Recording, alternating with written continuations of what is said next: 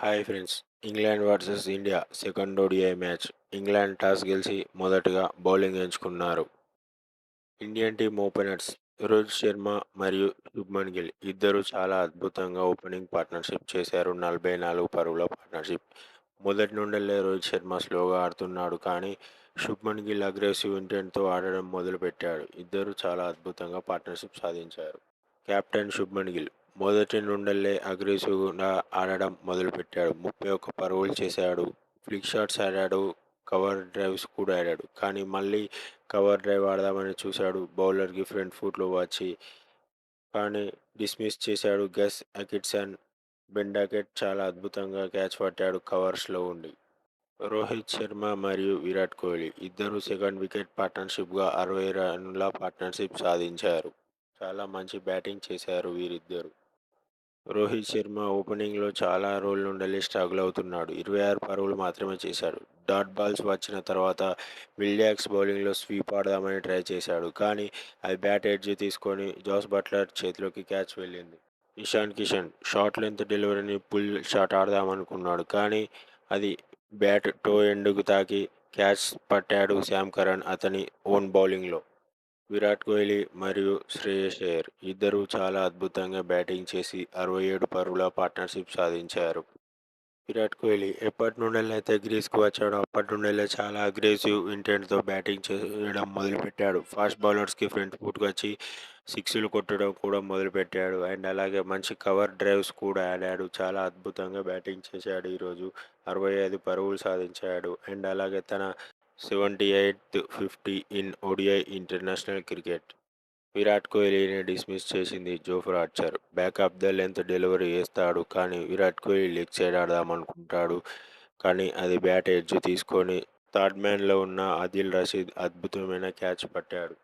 ఎప్పుడైతే విరాట్ కోహ్లీ డిస్మిస్ అయ్యాడో England bowlers చాలా అగ్రెసివ్గా బౌలింగ్ చేసి షార్ట్ లెంత్ డెలివరీస్ చేసి మన టీమిండియా వికెట్లు తీయడం మొదలుపెట్టారు.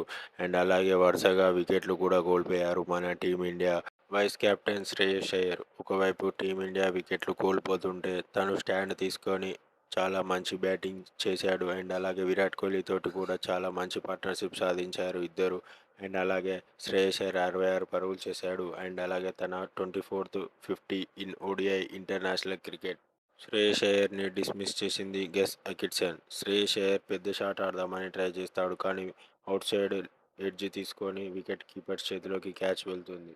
అండ్ అలాగే జస్ప్రీత్ బుమ్రా టీమిండియాకి చిన్న లిటిల్ క్యామియో నాక్ ఆడాడు. అండ్ అలాగే సాకిబ్ మహమూద్ బౌలింగ్లో ఒకటే ఓవర్లో 18 రన్లు కొట్టాడు. దీంతో టీమిండియా స్కోర్ వచ్చేసి 233 for 10 in 44 overs. England team bowlers Jofra Archer చాలా అద్భుతంగా బౌలింగ్ చేశాడు. అగ్రెసివ్గా షార్ట్ లెంత్ డెలివరీ చేశాడు. మన టీమిండియా బ్యాటర్స్కి ఈరోజు 3 వికెట్లు తీశాడు. 47 పరుగులు ఇచ్చి 10 ఓవర్లలో. గస్ అకిన్సన్ చాలా మంచి బౌలింగ్ ప్రదర్శన చూపించాడు. 3 వికెట్లు తీశాడు. ఈరోజు కొంచెం ఎక్స్పెన్సివ్ 50 పరుగులు ఇచ్చాడు. 9 ఓవర్లు వేశాడు. అండ్ అలాగే ఒక ఓవర్ మేడిన్ కూడా వేశాడు. సాకిబ్ మహమూద్ కూడా చాలా మంచి బౌలింగ్ ప్రదర్శన చూపించాడు. అండ్ అలాగే 2 వికెట్లు తీశాడు. ఈరోజు 52 పరుగులు ఇచ్చాడు. కొంచెం ఎక్స్పెన్సివ్ 9 ఓవర్లలో ఒక ఓవర్ మేడిన్ కూడా వేశాడు. ఇంగ్లాండ్ ఇన్నింగ్స్లో మొదటి బాల్కే వికెట్ తీశాడు జస్ప్రీత్ బుమ్రా. బెండకెట్ది అవుట్ సైడ్ ఎడ్జ్ అయి వికెట్ కీపర్ చేతిలోకి క్యాచ్ వెళ్ళింది. అండ్ అలాగే జాకోబ్ బేతెల్ని కూడా డిస్మిస్ చేసింది Prasidh Krishna. Round the wicket వచ్చి షార్ట్ లెంత్ డెలివరీ చేశాడు, కానీ అది అవుట్ సైడ్ ఎడ్జ్ తీసుకొని వికెట్ కీపర్స్ చేతిలోకి క్యాచ్ వెళ్ళింది. హ్యారీ బ్రూక్ వికెట్ తీసింది Gurnoor Brar. Short length delivery వేశాడు, కానీ అది గ్లౌస్ ఎడ్జ్ తీసుకొని వికెట్ కీపర్ చేతిలోకి నేరుగా క్యాచ్ వెళ్ళింది. శామ్ కరణ్ ఎప్పుడైతే ఫ్రంట్ ఫుట్కి వచ్చి ఆడడం మొదలుపెట్టాడో అప్పుడు తెలివిగా ఆలోచించి ఇషాన్ కిషన్ వికెట్ దగ్గరికి వచ్చి కీపింగ్ చేయడం మొదలుపెట్టాడు. దాని తర్వాత శివం దుబే బౌలింగ్లో గుడ్ లెంత్ డెలివరీకి అవుట్ సైడ్ ఎడ్జ్ తీసుకొని వికెట్ కీపర్ చేతిలోకి క్యాచ్ వెళ్ళింది. చాలా తెలివిగా ఆలోచించాడు Ishan Kishan. Jos Buttler bat inside ఎడ్జ్కి తాకి బౌల్డ్ అవుట్ అయ్యాడు. జాస్ బట్లర్ బౌలింగ్ చేసింది అక్షర్ పటేల్. విల్ జాక్స్ మరియు జో రూట్ క్రూషియల్ టైంలో మంచి పార్ట్నర్షిప్ సాధించారు. వికెట్లు పడిపోతున్నప్పుడు 72 పరుగుల పార్ట్నర్షిప్ సాధించారు. చాలా మంచి బ్యాటింగ్ ప్రదర్శన చూపించారు వీరిద్దరు.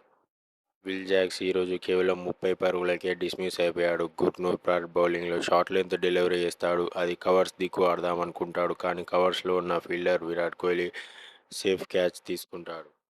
గస్ సకిట్సన్ వచ్చి చిన్న క్యామియో నాకు ఆడాడు. 23 పరుగులు చేశాడు.